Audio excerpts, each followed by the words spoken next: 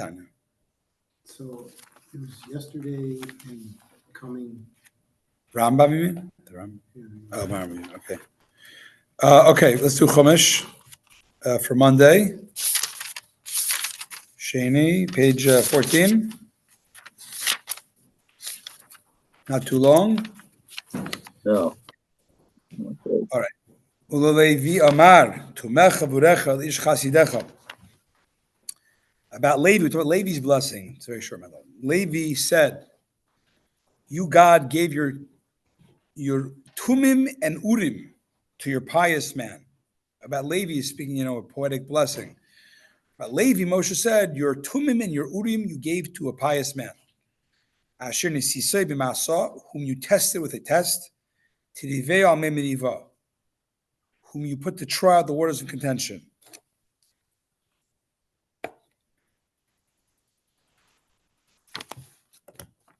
The waters of contention were where? Where Moses actually was banned. Yeah. So let's see what we had. No, you gave your Tumim and Urim to your pious man, the one whom you tested with a test, whom you put to the trial, the waters of contention, the waters of the. Let's see Rashi, because this is a little bit cryptic. Ula Levi, the lamed, the prefix Ula Levi means Ba'al Levi Omar, regarding Levi. Tumecha Vurecha, your Turim and Umim. Yeah, that's it. Moshe was speaking to the divine presence now, the Shekhinah. We just had a long talk about the Shekhinah, and now Rashi references the Shekhinah, just to show you the conversing. Really, it's saying the opposite of what I think would be said, because Moses lost his statement. Let's see. I don't know. You're right. I gotta read Rashi till we have a real. This is completely, against what I was thinking before. Let's see. Asher Nesisa Masa, whom you tested with a test. So the test, first of all, the generic term test means that the Levites did not complain together with the other complainers. They didn't complain with other complainers. Tirivehu, the other complainers. Where are you reading? I'm reading Rashi in the middle. So Levi, about, Levi Incorporated, I took care of Sefer. He says you took it. What was the test? That there were other Jews were complaining of lack of food. It was lack of food or lack of water, and they didn't complain. So that's good. Point one for Levi.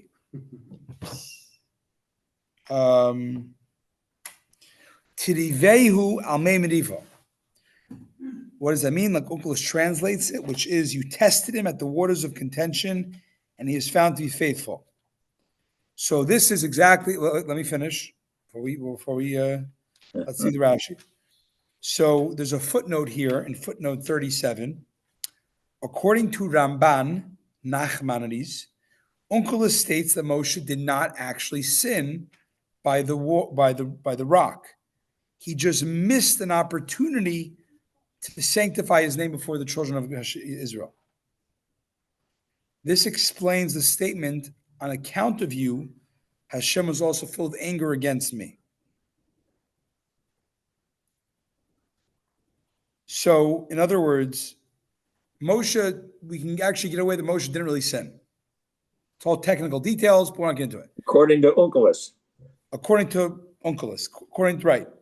The Gur Arya contends this actually could not be talking about Moshe. Check this out. This is not about Moshe. Who else is by the rock? Aaron. Aaron's by the rock. As Rashi explains, although Moshe maybe sinned, let's say Gur Arya says maybe Moshe had some sort of sin. To what extent did Aaron's role justify his punishment? It was the same sin.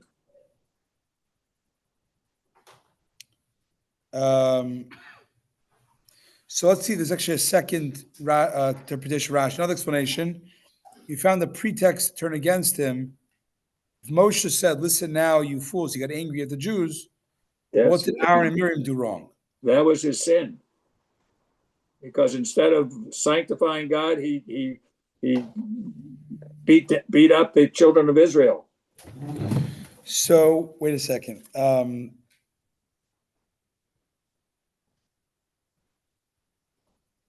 Basically, yeah, let's see what it says here, because I'm a little bit, I need a cheat sheet, sorry. The way they in the Kahas Chomesh say, the man you tested the word of contention, who in both cases did not lose faith when you appeared that the supply. Now, the Levi's tribe highest ranking officiant, good term, Aaron, was so impeccable. You had to find a pretext at the word of contention to deny him the land of Israel. Because maybe I struck the rock and you told me not to, whatever. But Aaron, just his fault was he didn't prevent me. Nonetheless, you implicated Aaron as well, as you hold the righteous to exceptionally exacting standards. So,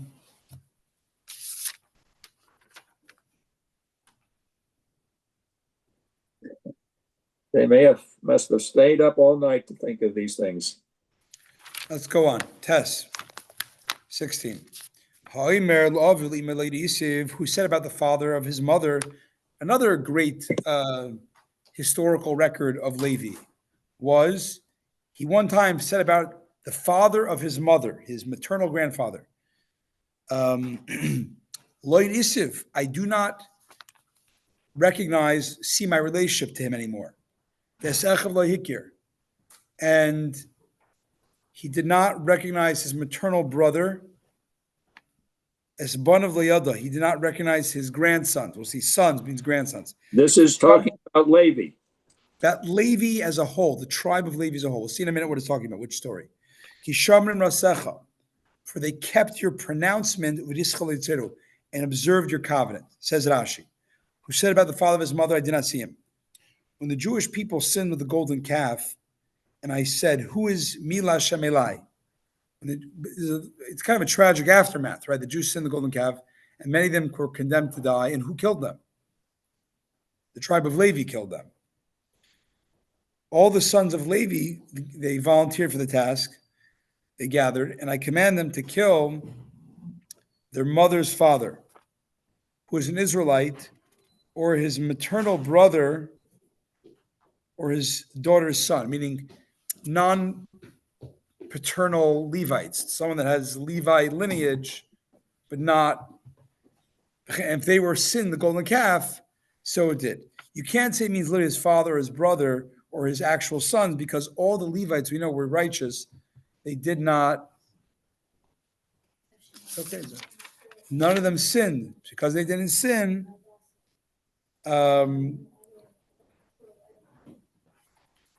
yeah.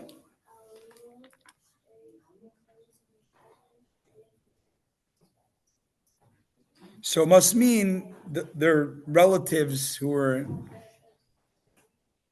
okay. Kishom Rasecha, they kept your pronouncement. You must not have any gods of others. And observe your covenant, the covenant of circumcision. For those other tribes of Israel born in the desert did not circumcise their sons. The tribe of Levi were circumcised their sons.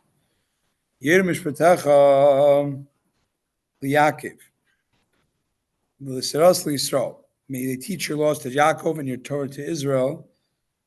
May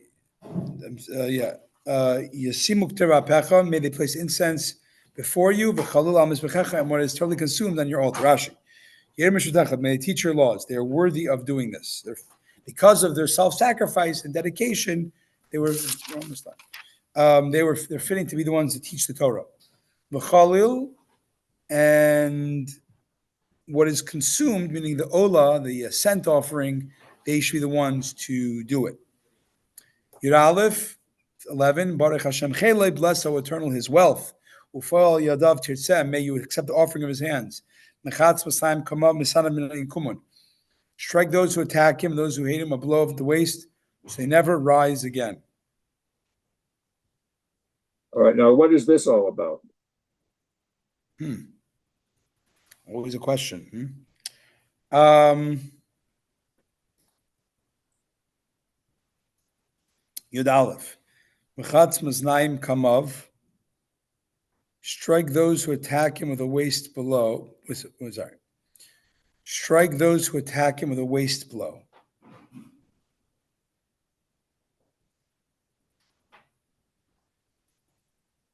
And those hit him with a waist blow, they never rise again. Rashi. So it's like a real, what do they call it? KO? Knockout punch. Knockout punch to the waist. This is referring to those that dare to challenge the kahuna. May they be struck down. Tavrach, another explanation is this is a prophecy to the Hanukkah story when the sons of Lev, the Kohanim, the Chashmonaim, fight the Yevanim, the Greeks, and Moshe is now davening prophetically for that time. They should be successful, even though they are the few against the many. The mere 12 sons of Chashmonai and Elazar, 12 sons, whatever. We know the Matzah had 5 sons. We're not sure what's going on here with 12, whatever. Against the many myriads of Yevanim, of the Greeks. Therefore it says, may Hashem bless his small army. So Baruch Hashem Chelik means bless his wealth. But here it says, his army. Bless his militia to overcome the big odds. The phrase to be understood as follows: strike those who attack him, those who are his enemies, in a way they have no recovery. Death blow. Yud Beis. Binyamin Amar. Binyamin says, he did Hashem Yishkon Levetach. I love the beloved of Hashem. He dwells securely with Hashem. Hashem shelter him for all time. May he dwell in the shoulder high place of the land. Rashi. The Binyamin Amar from Binyamin says, since Levi's blessing was to carry out the sacrificial service, and that of Binyamin was to have the holy temple built in his portion, Moshe juxtaposed them. He placed Yosef immediately afterward. So if you think about the logic of the order, Reuven, Shimon, Levi, right? Actually, I'm sorry. Reuven, Yehuda, Levi. Shimon's kind of incorporated there somehow. And then you go to Binyamin and Yosef. So why is that? Because Levi, what was his blessing? You're going to be the ones who do the karbanos, the sacrifices. Who's the place? Who's the real estate where you do the karbanos? In Benjamin's territory. That's where the temple was. And once they did Benjamin, he segued into Binyamin. He then segued to Binyamin's brother, Yosef's blessing. And we know also Yosef actually wasn't just Binyamin's brother. His territory housed Mishkan Shiloh for 300 and something years. As it says, and because now once you're saying it's about Levi guys, blessing of sacrifices, talk of the people who have the real estate where you do the sacrifices, and do Yosef first. Yosef's the Bechar, Yosef's the firstborn. But what's better, the taste of Beis HaMikdash or the Shiloh, the Mishkan Shiloh? Beis HaMikdash, so had to go Binyamin first. He had the buck order. Up there, Rabbi. Brother. I think there's a toss-up. It's not 100% in my mind clear that that's what the case is. Shiloh represented the Mishkan in the desert, and that was the closest we've ever been to Hashem. I don't know. I hear you. Chayfiv alav. Next Rashi. Mechases and Megin alav. May cover him and protect him. So he's saying that the friend of Hashem, Hashem should dwell there forever. Hashem should shelter him for all time. Chov means protect. Kol hayoim means all the day, means forever.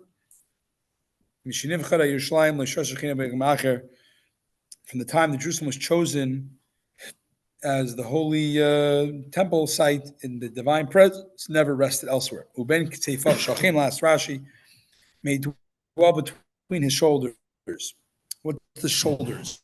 Shoulders is because the Beis HaMikdash is almost the highest point of Israel, but it's a little bit lower than the highest point. It's 23 amos, cubits lower than a place called Etam Spring.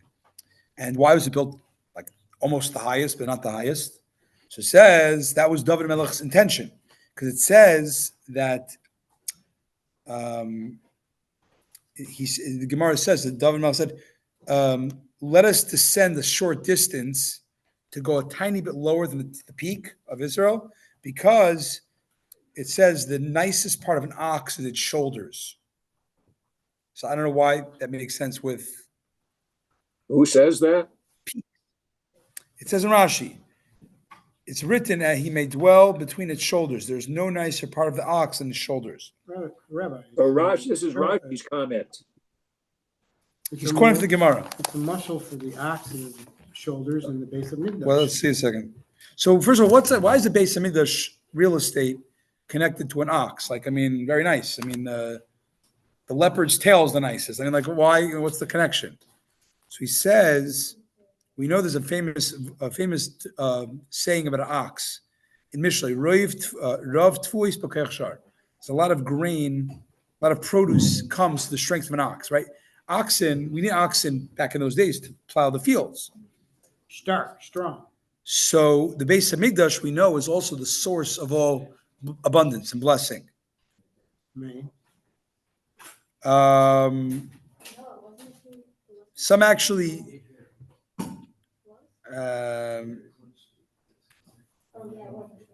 so that's the logic. The logic is you want to mirror in the animal kingdom the way you see a base of Mikdash is like an ox in a way because it provides sustenance to the world as an ox does to the field. It's carrying the whole earth, literally. Therefore, everything is like kind of lines up. An ox's shoulders are the most beautiful, like impressive part of it, and that mirrors what's going on in the location of Beis Hamikdash, the world's source of sustenance. It's a little bit lower than the peak.